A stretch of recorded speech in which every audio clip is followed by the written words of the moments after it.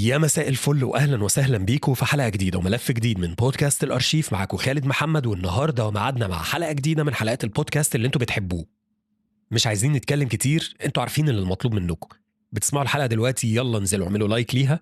بتسمع الحلقه وانت لسه ما عملتش سبسكرايب للشانل، انزل اعمل سبسكرايب حالا. اعملوا شير من خلال الواتساب، كل واحد يبعت الشانل دي او يبعت اللينك بتاع الحلقه دي ثلاثه غير اللي بعت لهم قبل كده، ويطلب من الثلاثه اللي بعت لهم قبل كده انهم يبعتوهم لثلاثه تانيين، وهكذا. عايزين القناة تنتشر أكتر، عايزين الناس تعرف بالبودكاست أكتر. ده هيساعدني إني أتحمس أكتر للشغل وأتحمس أكتر للحلقات. وبدون مقدمات تانية، يلا بينا نبدأ في حلقة النهاردة.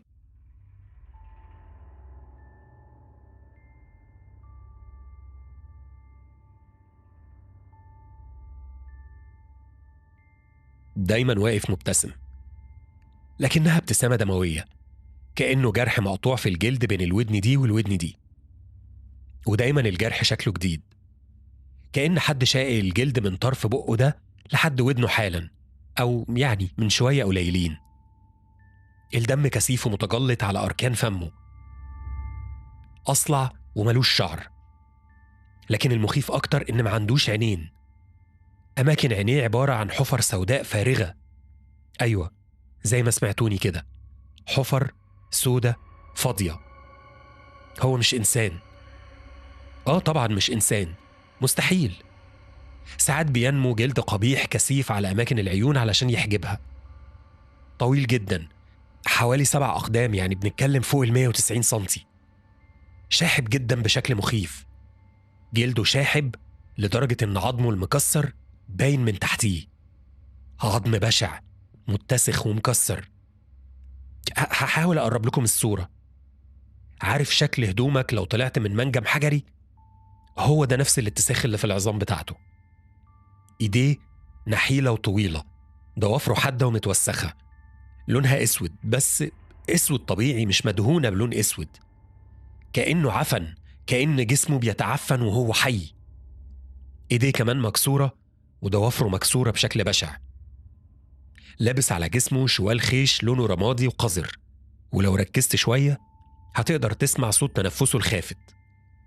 ساعات بيشوب التنفس ده صفير حاد، كأنه بيجاهد علشان يقدر يتنفس.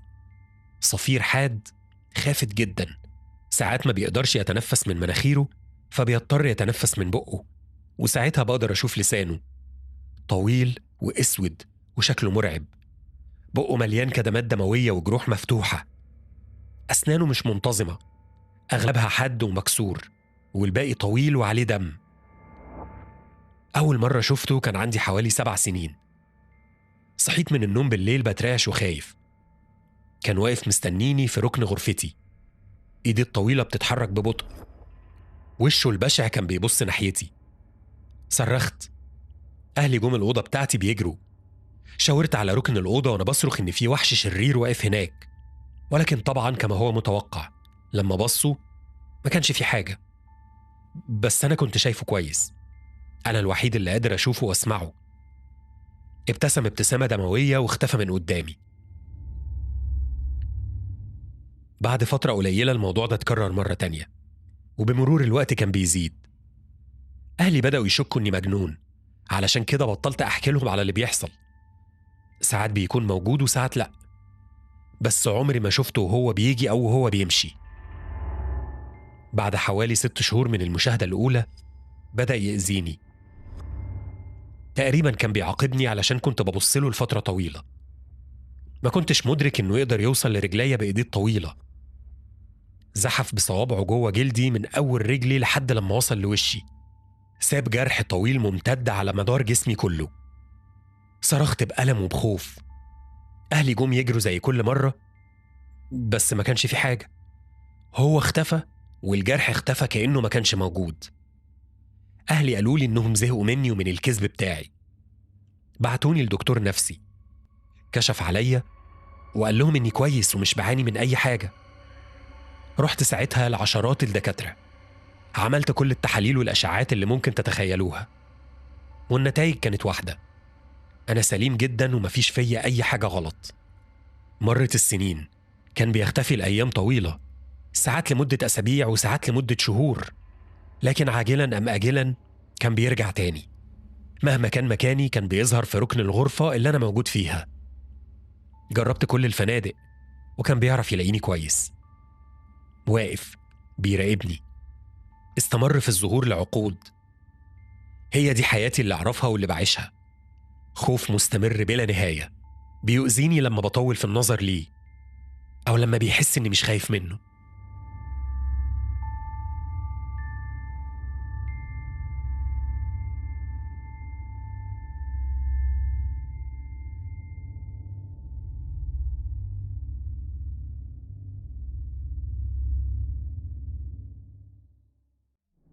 شفت إعلان لوسيطة روحانية في واحد من الجرايد. قررت أزورها. كنت يائس ومش عارف أعمل إيه. دخلت الأوضة بتاعتها علشان أحكي لها اللي بيحصل، وبرضه كان مستنيني واقف في ركن غرفتها مستني. كنت خايف منه. قالت لي بهدوء إنه مش هيقدر يأذيني في وجودها. كانت شايفاه وعارفة مكانه وحاسة بوجوده. أول مرة حد غيري يشوفه. سألتها وترجتها إنها تساعدني، وفي النهاية قالت لي الحل والطريقة. الحل كان في منتهى البساطة، إني أحكي للناس، أحكي لهم كل اللي حصل لي، أقول لهم شكله بالتفصيل الممل، أقول لهم أول مرة قابلني كان فين وإمتى، لكن الأهم وصفه، شكله، علشان لما حد يقرأ أو يسمع القصة دي يتخيله. حد منكم هيكون سيء الحظ هيقدر يتخيله بشكل كافي. حد منكم هيكون سيء الحظ إنه هيقدر يخلق وجوده من قلب خوفه. أنا وصفته بأفضل طريقة ممكنة علشان تتخيلوه صح. بمجرد ما هتفكر فيه وتتخيله هيتواجد، هيحتل حياتك. ركزوا وفكروا فيه وتخيلوه علشان تخلصوني من لعنتي، علشان استعيد حريتي وحياتي.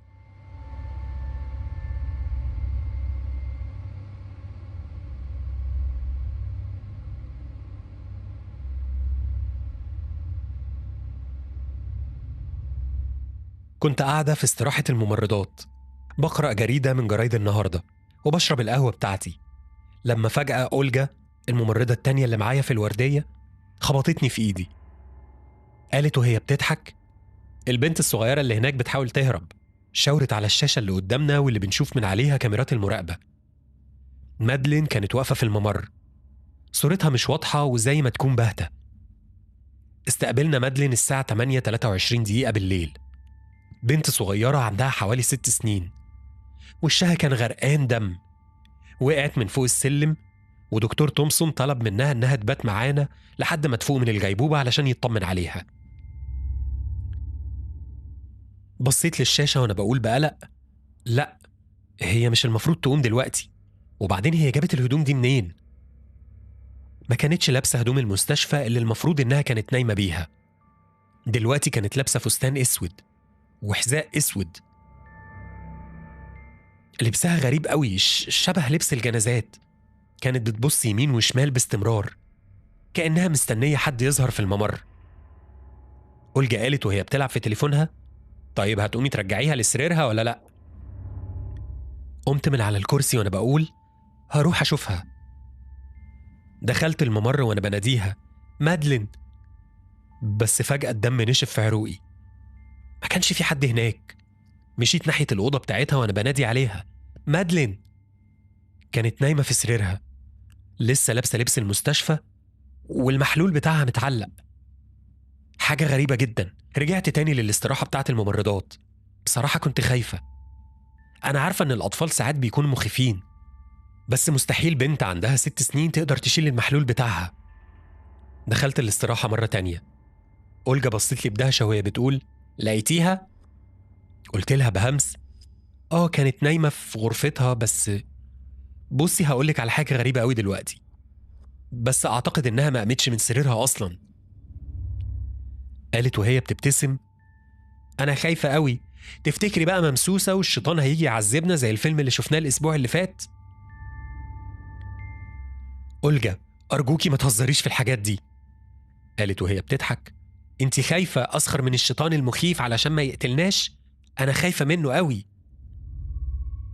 رجعت تاني أكمل قراية في الجريدة اللي كنت بقراها قبل ما أقوم. الساعة 4 إلا تلت بعد منتصف الليل الموضوع اتكرر مرة تانية. ببص بالصدفة على الشاشة، لمحت مادلين واقفة على باب الأوضة بتاعتها، لابسة فستانها الأسود المقبض، بس المرة دي كان باين عليها الخوف. قلت لأولجا بصوت عالي: بصي، مادلين خرجت تاني. بمجرد ما قلت الجملة دي، نور الممر اللي واقفة فيه مادلين بدأ يترعش، الصورة بدأت تبقى أغمق ومش واضحة أكتر من الأول. أولجا بصت لي بابتسامة شريرة وهي بتقول: البنت الشيطانة دي تاني؟ انتي خايفة منها صح؟ قلت لها بغضب: لو انتي شايفة ان دي حاجة عادية قومي رجعيها أوضتها. قامت ببطء وهي بتقول: حاضر. خرجت ناحية الممر وأنا رجعت تاني أراقب الشاشة. لمبة كمان باظت في آخر الممر، الصورة بقى لونها أغمق، بس لسه قادرة أشوف مادلين واقفة قدام باب أوضتها. صحيح شايفاها بصعوبة جدا، بس شايفاها. اللمبة كمان باظت، وواحدة كمان، وواحدة كمان، وبسرعة جدا الممر كله كان مظلم، والنور الوحيد اللي كان لسه شغال هو النور اللي فوق باب أوضة مادلين. همست لنفسي هنحتاج كهربائي الصبح يشوف مشكلة النور، لكن ساعتها شفته. الدم نشف في عروقي وقلبي بطل يدق. كان ظل عملاق ملامحه مش واضحة، بيقرب في الضلمة. في البداية فكرته ظل أولجا، لكن كنت غلطانة.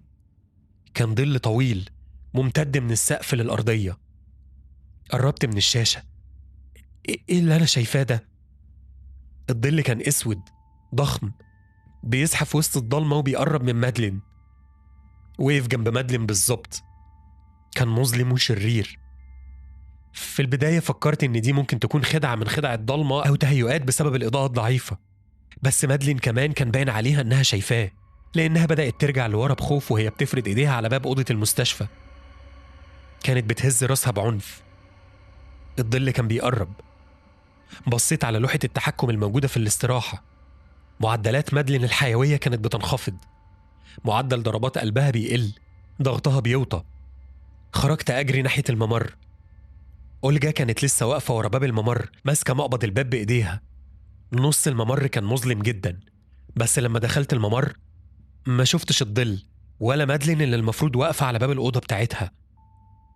صرخت في أولجا: كلمي دكتور تومسون، مادلين في خطر. جريت على الأوضة. مادلين كانت لسه نايمة على سريرها وقلبها توقف تماما. جريت ناحيتها، شغلت جهاز الصدمات الكهربائية. أرجوكي أرجوكي خليكي معانا. قلبها رجع يدق مرة تانية في نفس اللحظة اللي دكتور تومسون فيها دخل الأوضة، وساعتها وقعت على الأرض وأنا بعيط. مادلين فضلت معانا في المستشفى كام يوم كمان بعد كده، زيادة اطمئنان مش أكتر. كانت بتتحسن بسرعة. كنت بجهز كل حاجة علشان نسمح ليها إنها تخرج، وكنت نسيت تماما موضوع الظل الأسود. سألتها وأنا بقيس الضغط بتاعها: إيه يا حبيبتي، عاملة إيه دلوقتي؟ قالت لي بابتسامة لطيفة إنها بقت أحسن. بصت لأهلها وهي بتقول إني أنقذت حياتها. ابتسمت بخجل وأنا بقول لهم إني ما عملتش حاجة. بصت لي بغضب وهي بتقول: مش إنتي، أنا بتكلم عن ماجي أصلا. ماجي؟ ماجي مين؟ والدة مادلين بصت للأرض بطريقة غريبة. والدها حضنها وهو باين عليه الارتباك. خرجت هي والدتها من الأوضة، لكن والدها فضل واقف معايا. قال بابتسامة لطيفة: شكرا جدا ليكي إنك أنقذتي حياة مادلين. يعني مش ماجي زي ما هي بتقول، بان عليه الارتباك بطريقة غريبة. فضولي كان أقوى مني. سألته مين هي ماجي أصلا؟ صديقتها الخيالية؟ اتنهد وهو بيقول: حاجة زي كده. مراتي لما كانت حامل في مادلين كانت حامل في توأم. قلبي بدأ يقف من الخوف وهو بيكمل: توأم متطابق، واحدة منهم ماتت أثناء الولادة. مادلين عرفت الموضوع ده لما كبرت شوية، بس على ما يبدو إن ده كان غلط. من يومها وهي بتشوف توأمها ماجي كأنها لسه عايشة وسطنا فعلا. سابني وأنا بفكر في توأم مادلين. ماجي هي اللي كانت واقفة على الباب، اللي مش باينة غير من الكاميرات بس. ماجي اللي كانت فعلا بتحميها وبتنقذ حياتها. كنت بتمنى إن كل ده يكون تخيلات، كنت بتمنى إن يكون بيتهيألي، لكن من الواضح إن هي دي الحقيقة. اللي أنا شفته في الليلة المشؤومة دي كان كله حقيقي.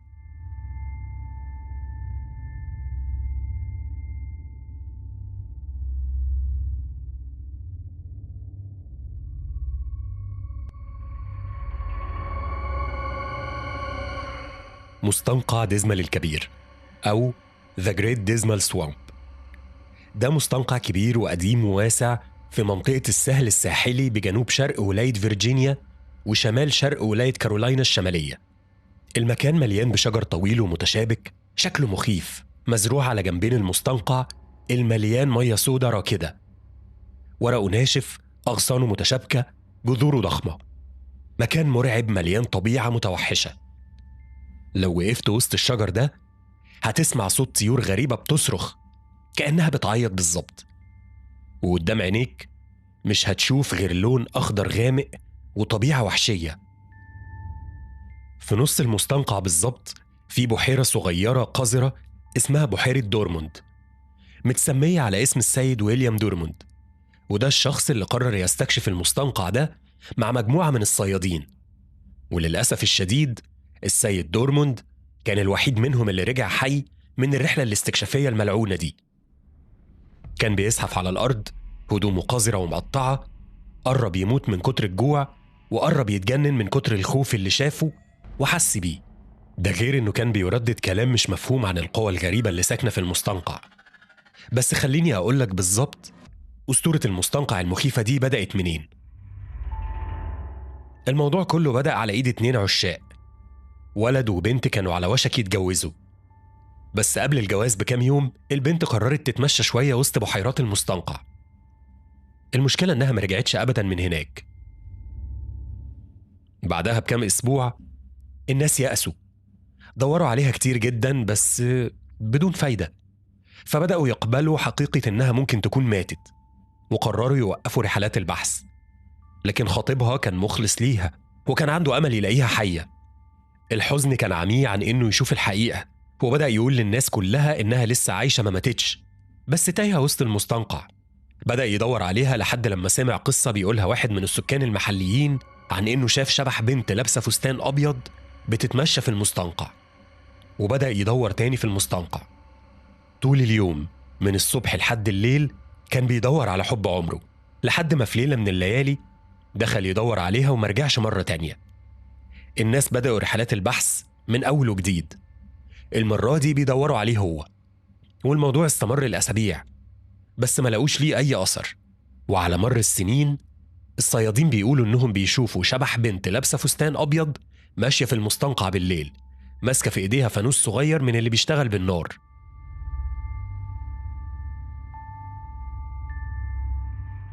واحد من الصيادين راح هناك في ليلة وقال إنه اضطر يتأخر جوه المستنقع، وشاف هناك شبحين ماشيين مع بعض كانوا بيقربوا منه. ولما قدر يشوف ملامحهم أول حاجة لفتت نظره هي هدومهم الغريبة. كانوا شاب وبنت. البنت كانت لابسة فستان أبيض طويل، والشاب كان ماسك في إيده سنارة سمك. لما قربوا منه ولاحظوا وجوده ارتبكوا واختفوا كأنهم اتبخروا في الهواء. لما حكى القصة دي ظهر صياد تاني قال إنه اتعرض لموقف شبه ده بس كان خايف يتكلم. كان هناك في وقت متأخر من الليل وشاف شبح بنت لابسة فستان أبيض طويل ماشي على الشاطئ، ولما قرب منها لاحظ إنها بتبص ليه بطريقة مخيفة. عداها وتجاهل الموضوع لكن فضوله كان أقوى منه، فبص وراه تاني علشان يشوفها لكنه فوجئ إنها اختفت تماما بدون ما تسيب أي أثر. السيد ويليام دورموند مات بعد ما اتجنن من كتر الخوف. السؤال المهم هنا، يا ترى هو شاف إيه وصله للمرحلة دي من الخوف وخلاه يتجنن؟ والسؤال الأهم، هو عاش إزاي؟ وفين بقية الناس اللي كانت معاه؟ لحد النهاردة لسه في عشرات البلاغات عن حالات اختفاء جوه المستنقع، ورغم تفتيش المكان بالكامل وتمشيط كل البحيرات لكن المختفين ما بيبقاش ليهم أي أثر. حد منكم عنده جرأة كافية يدخل ويرجع يحكي لنا شاف إيه جوه؟